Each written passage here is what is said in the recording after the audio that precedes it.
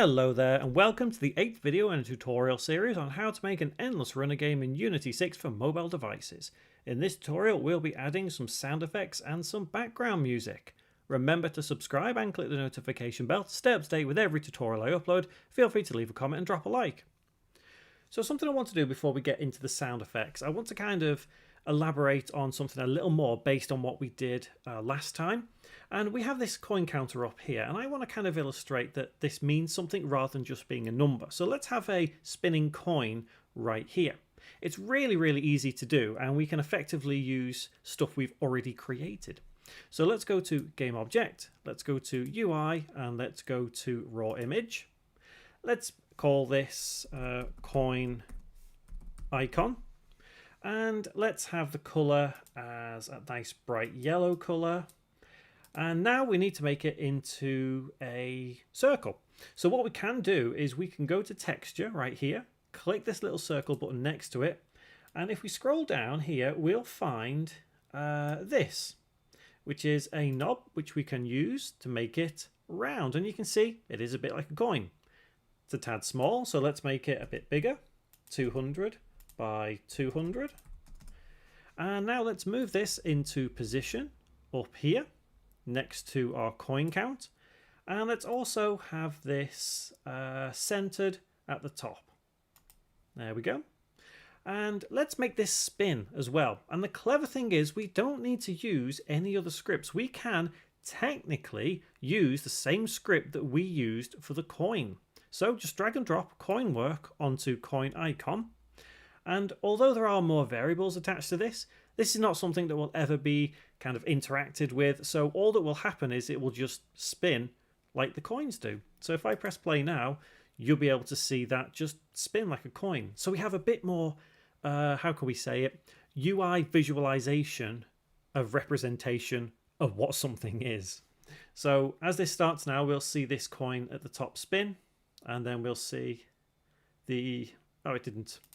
It decided it wasn't going to. That's because the coin work ended up being its own object. Let's try that again. Drag and drop onto coin icon.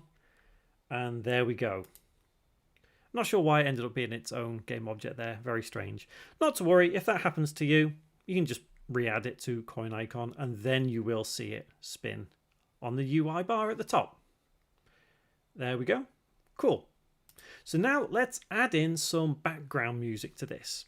Now, whenever we add something new and create new things, it's always good to add new folders. So let's create a new folder in the assets. So right click, create folder, and we'll have audio.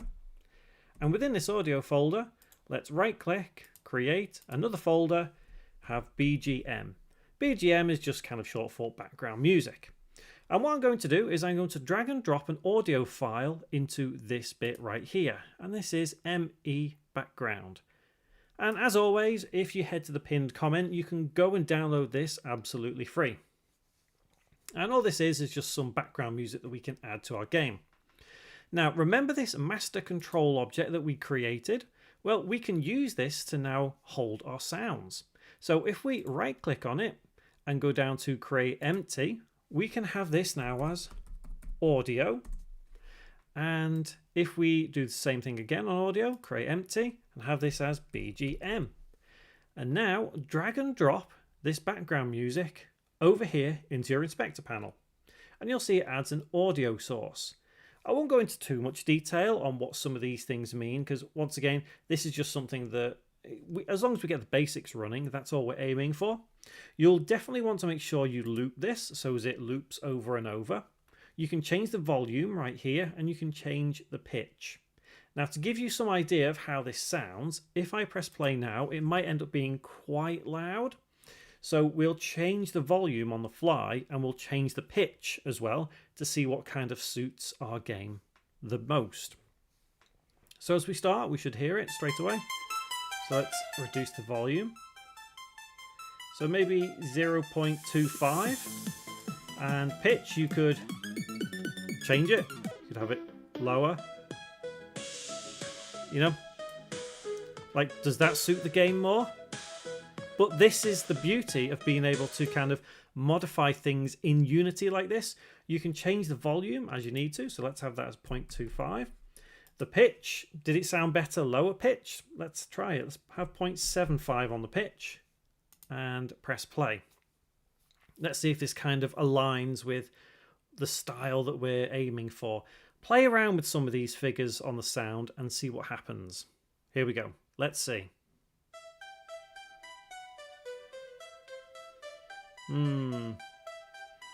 I might increase it. Let's have it as 0.9 and let's we'll try it again a bit. But yeah, as I say, with this, there are some other options that you can play around with. But honestly, I think if you want to use your own sort of music as well, go ahead and use that. You don't necessarily have to use this one that I'm giving to you for free, but feel free to use it if you want to.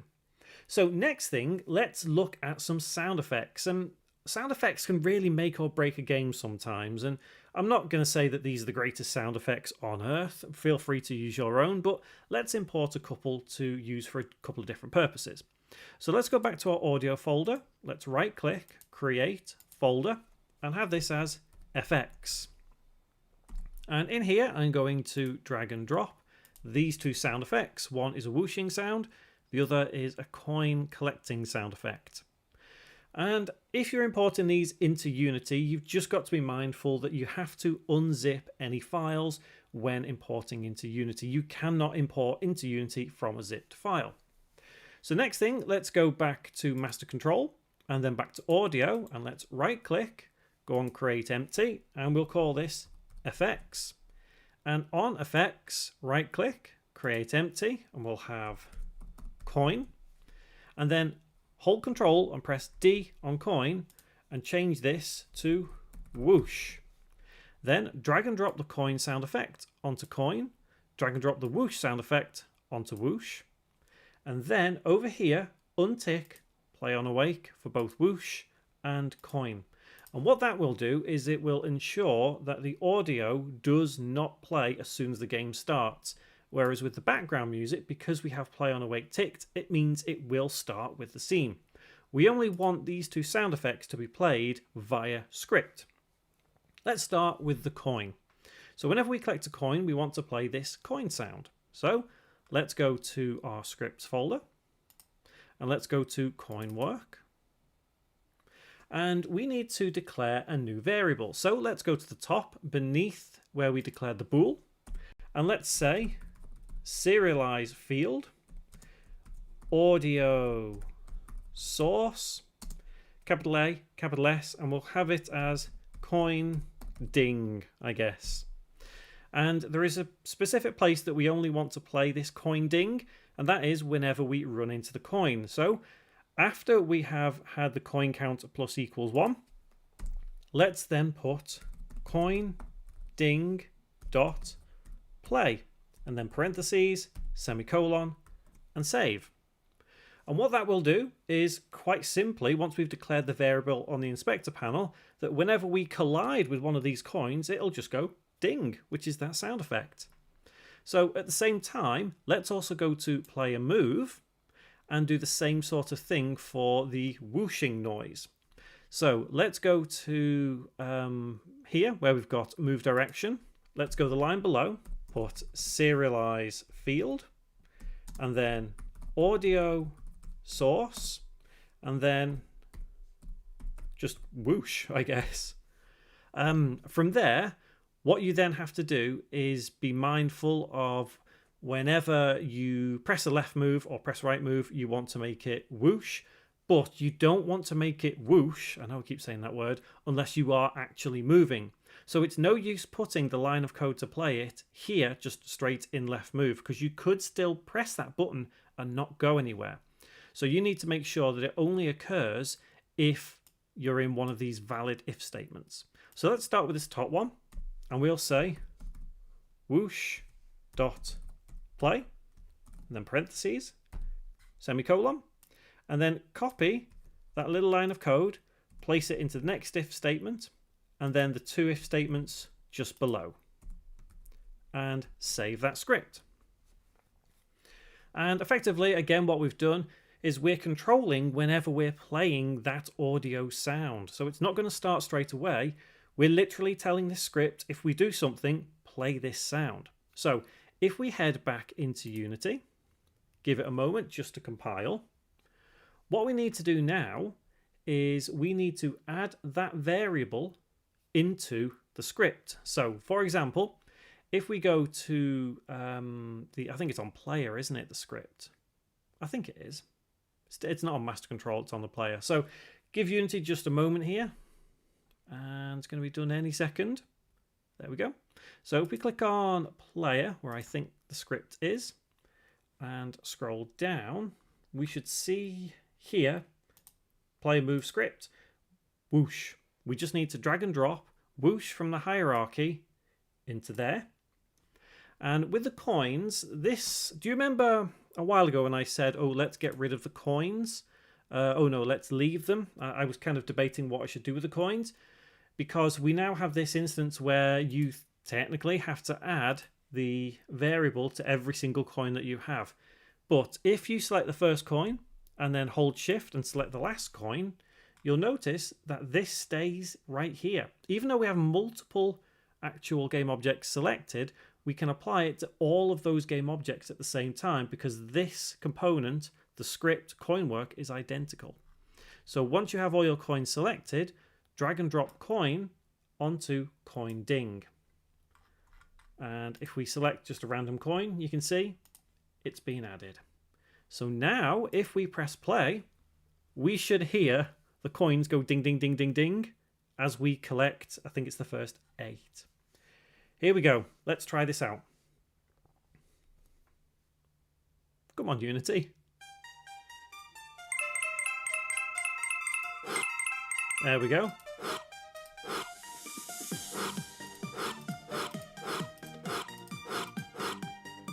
Cool.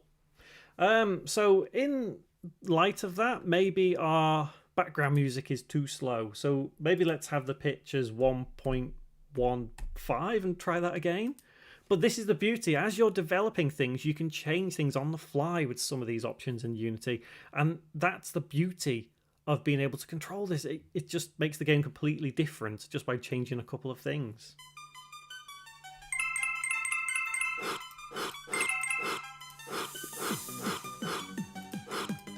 Cool. And I guess you can change with the whoosh as well. If you want to have the whoosh as like a higher pitch one, let's set that as 1.5 and see how that sounds. And I guess you could do it with the coins as well. So what I would recommend at this point, before going any further, play around with these sounds and get everything sounding just right for you. Get it just right. It's your game after all. There we go. I might increase the coin a little bit as well. Let's have that as 1.2. And I'm going to save my scene right there. So next tutorial, what we're going to do is we're going to have some obstacles and collisions. So at the moment, it's possible to just keep on running and running and running and running and running and so on. I want to have a block which is going to act as a collision, which means that when we hit it, everything stops and basically fade out because the game is over. So remember to subscribe and click the notification bell to stay up to date with every tutorial still to come in this series, and I'll see you next time.